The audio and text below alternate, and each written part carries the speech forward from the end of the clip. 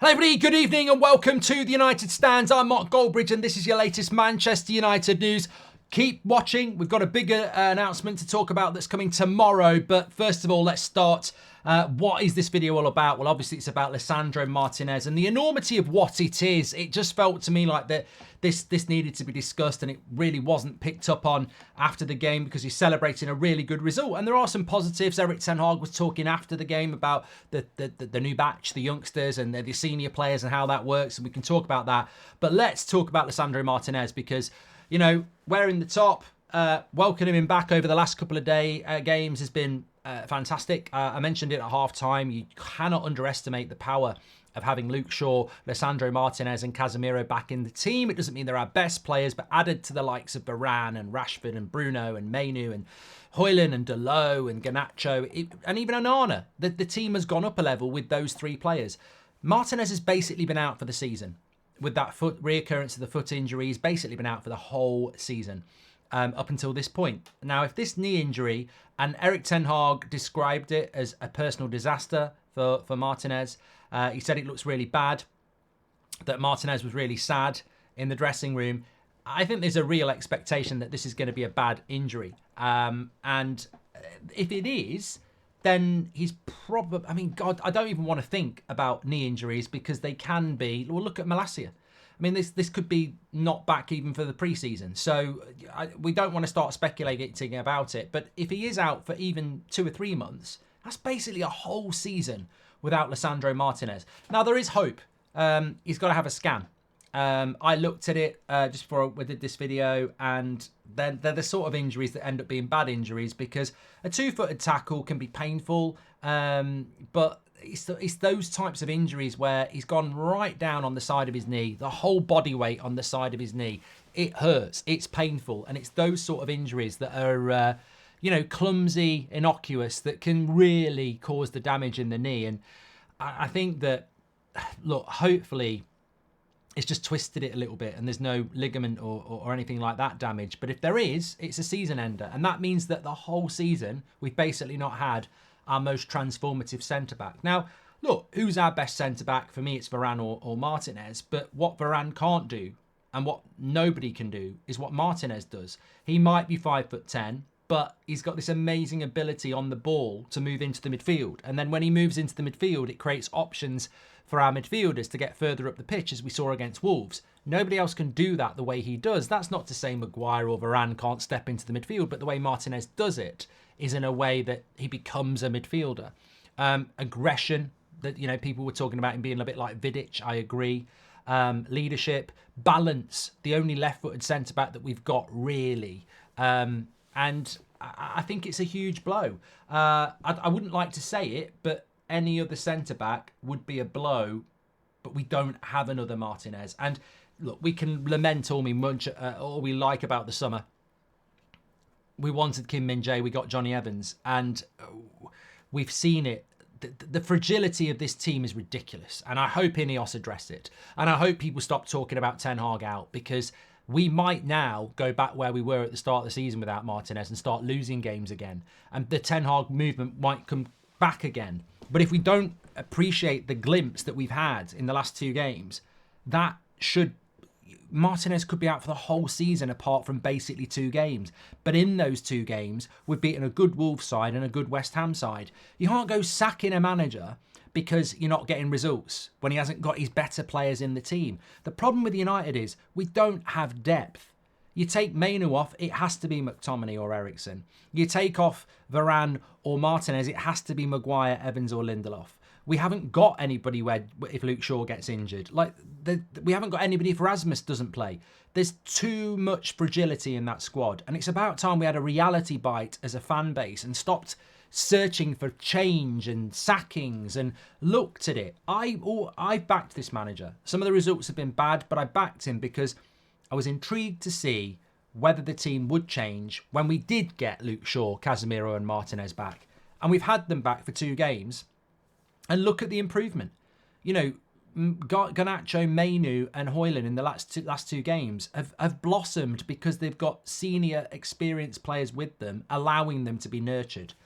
Now, Ten Hag spoke about this himself. He spoke about Rasmus, and he basically said that, you know, he's had that freedom to do that in recent games where it wasn't there before because it's not been as strong a team. So, yeah, it's a huge blow. I'm really... It's a good result for United today, and it sort of had the shine taken off of it because of this Martinez thing. But on the other hand, this is football. This is what happens. We have to deal with it. And as a fan base, I think we've just got to be supportive of the manager and the players and remember what we're capable of and invest in the squad so that when you take players off, there are players that can come in and do a job in a similar way. And we've seen it in 2 games as well. When we start making substitutions, the flow and structure isn't there. But other clubs like Liverpool can do it, and Man City can do it, and the team ethos stays the same. Very, very, very important in my opinion. So look, hopefully this scan will reveal that the injury is not too bad, but at the very least, best case scenario, he isn't playing against Aston Villa. So if he's not playing against Aston Villa, which is such a massive game for us, you sort of think, well, that's sort of the loss, isn't it? He won't be playing against Aston Villa regardless of what happens. And that's the big shame, because I think with Martinez in your team, we're just a different team. That back four is a different back four. And obviously our thoughts are with him, because it must be meant... Look, lots of people go through bad things in life, but we're talking about football. It's a football channel. And for a player who is that type of a player, mentally, basically since April, has just been injured. You know, it's heading towards a year now. And it's a tough deal for him. But look, he's universally loved by the fan base, and all you can do is just be sad about it. And that evidence is just how important he is. Some of the things that Ten Hag had to say, I'm just going to drop in actually at this point as well, just to take it on to a complete positive. Tomorrow, and I might just drop a little glimpse of something in a moment, but tomorrow we've got something really big announcement to make. The biggest thing we've done on the United Stand ever. And it's all because of you lot. I am going to drop a little bit of something on the members community tab. It's probably there now if you're a member, so go and check it.